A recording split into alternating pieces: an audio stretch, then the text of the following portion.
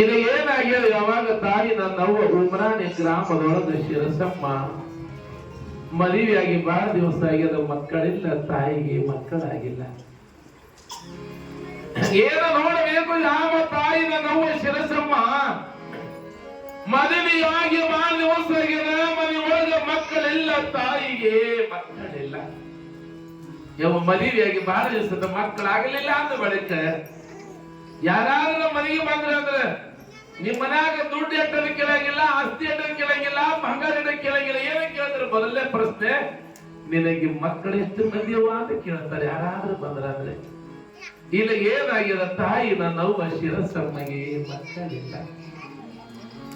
ಎಷ್ಟೆಲ್ಲ ಮಹಾತ್ಮರು ಜಂಗಮರು ಮನೆಗೆ ಬಂದರೆ, ಯಾರಾದರೂ ಜಂಗಮರು ಮನೆಗೆ ಭವದಿ ಭಿಕ್ಷೋ ದೇಹಿ ಅಮ್ಮ, ಯಾರಾದ್ರೂ ಮನೆಗೆ ಭಿಕ್ಷೆಗೆ ಬಂದರೆ ತಾಯಿ ಯಾರಿಗೆ ಇಲ್ಲ ಅಂತಿದ್ದಿಲ್ಲ, ಇಲ್ಲ ಅಂತಿದ್ದಿಲ್ಲ.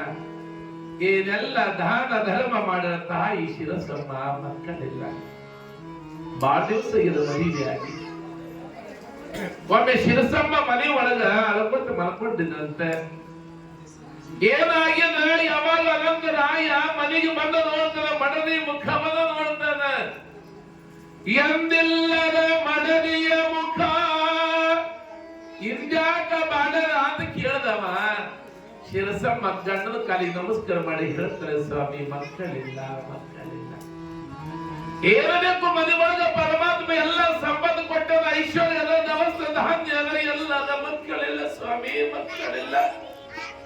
ನಾನು ಬಂಜೆಯಾಗಿ ಕಾಲ ಕಳೆಯಬೇಕಾಗಿರಲ್ಲ.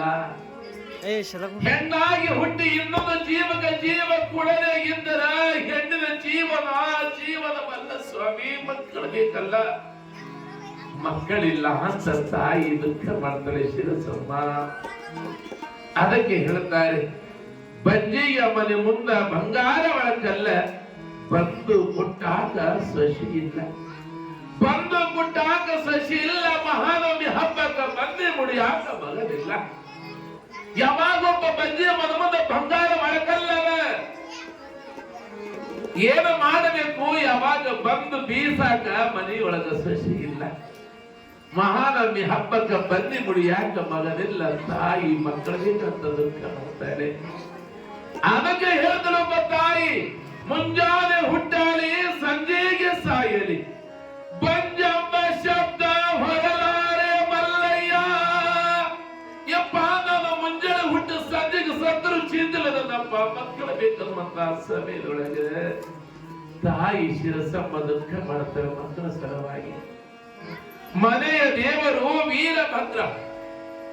ಯಾವಾಗ ತಾಯಿ ನನ್ನವ್ವ ಮನೆಯ ದೇವರ ವೀರಭದ್ರ ಮುಂದಕ್ಕೊಂದು ಕಣ್ಣೀರ ಹಾಕಲು, ಹೇ ಪರಮಾತ್ಮ ಯಾರಿಗೇನು ತಪ್ಪು ಮಾಡಿದ್ದು ನನ್ನಪ್ಪ, ನಾನು ಯಾರಿಗೇನು ಮಾಡಿದ ಮಕ್ಕಳು ಕೊಡುವ ನನ್ನಪ್ಪ, ಮಕ್ಕಳು ಬೇಕು ಅಂತ ತಾಯಿ ಶಿರಸಮ್ಮ ದುಃಖವನ್ನು ಮಾಡುವಂತ ಸಮಯದೊಳಗೆ ಜಗತ್ತಿಗೆ ಒಡೆಯನಾಗಿರ್ತಕ್ಕಂಥ ಪರಮಾತ್ಮ ಕನಸಿನ ಬರ್ತಾನೆ ಶಿರಸಮ್ಮನ ಕನಸಿನೊಳಗೆ. ನಮ್ ಕನಸಿನ ದೇವ್ರು ಬರಂಗಿಲ್ಲ, ದೇವ್ ಬರ್ತಾ ಬರೇ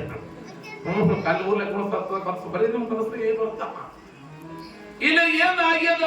ಯಾವ ತಾಯಿ ಶಿರಸಮ್ಮನ ಕನಸಿನೊಳಗೆ ಅಖಿಲಾಂಡ ಕೋಟಿ ಬ್ರಹ್ಮಾಂಡಕ್ಕೆ ಒಡೆಯನಾಗಿದ್ದಂತ ಪರಮಾತ್ಮ ಬಂದ ಹೇಳ್ತಾನೆ, ಅಮ್ಮ ದುಃಖ ಮಾಡಬೇಡ ತಾಯಿ, ಅಮ್ಮ ನೀನು ದುಃಖ ಮಾಡಬೇಡ ತಾಯಿ, ದುಃಖ ಮಾಡಬೇಡವಾ.